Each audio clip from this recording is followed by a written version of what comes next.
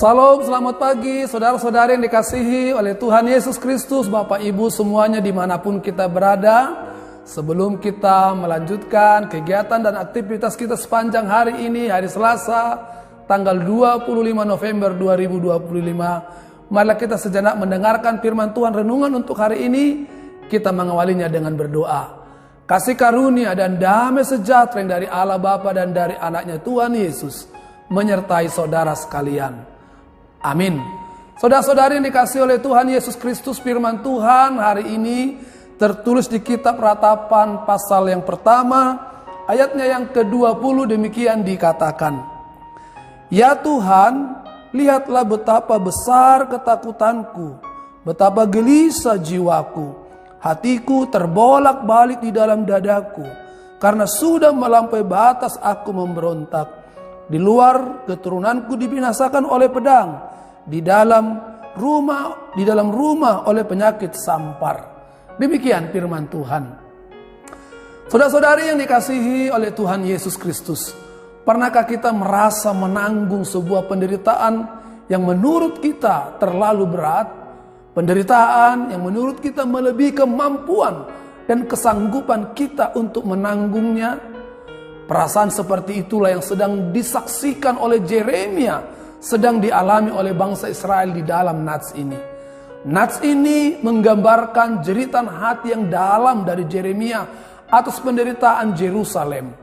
Kota yang dulu megah ini kini hancur, bukan karena Tuhan tidak peduli, tapi karena bangsa itu sendiri telah berbalik dari Tuhan.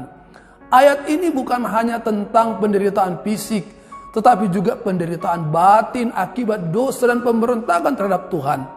Yeremia mengungkapkan kesedihan yang jujur, betapa gelisah jiwaku, hatiku remuk redam.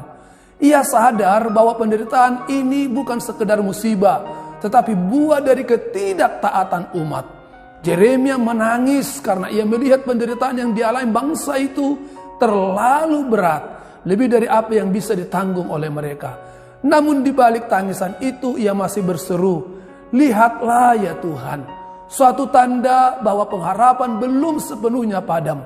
Terkadang dalam hidup kita pun Tuhan mengizinkan masa-masa sulit agar kita menyadari jarak yang telah kita buat antara diri kita dengan Tuhan.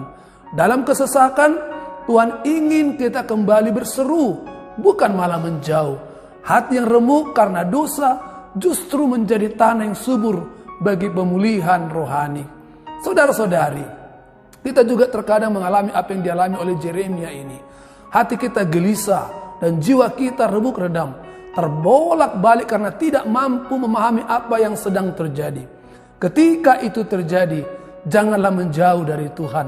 Datanglah mengadu kepadanya seperti Yeremia dengan kejujuran dan kerendahan hati. Sebab Tuhan lebih dekat kepada orang yang patah hati dan menyelamatkan orang yang remuk jiwanya. Boleh kita baca dalam Mazmur 34 ayat 19. Hidup kita di tangan Tuhan adalah seperti tembikar di tangan perajin.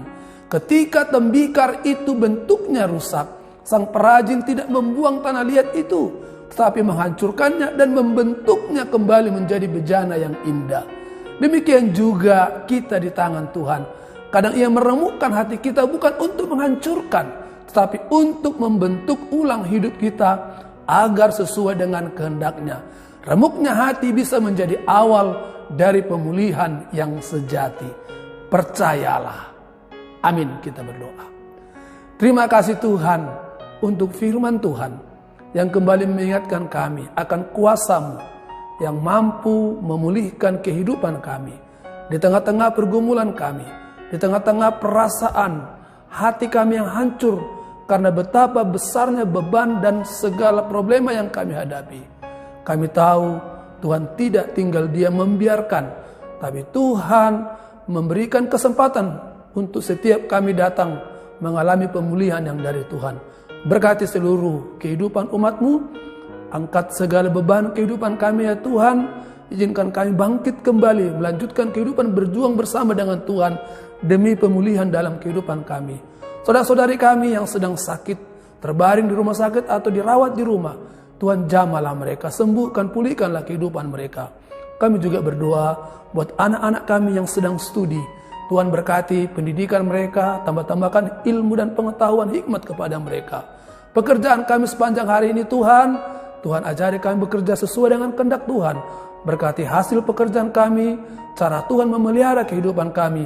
Dan biarlah apa yang kami lakukan sepanjang hari ini, semuanya di dalam kebenaran Tuhan untuk kemuliaan nama Tuhan saja. Dalam nama anak-Mu Tuhan Yesus, kami berdoa dan mengucap syukur. Amin. Kasih karunia dari Tuhan kita Yesus Kristus, kasih setia daripada Allah Bapa, serta persekutuan dari Roh Kudus, itulah yang menyertai memberkati saudara sekalian, sekarang sampai selama-lamanya. Amin. Saudara-saudari, kalau kita mengalami banyak pergumulan, sedang remuk hati, dan sedang mengalami keguncangan di dalam jiwa kita, mari kita datang kepada Tuhan. Bapak Ibu boleh menuliskan juga di dalam komentar renungan ini untuk kita bawakan di dalam doa-doa kita. Tuhan Yesus memberkati kita. Selamat bekerja. Horas.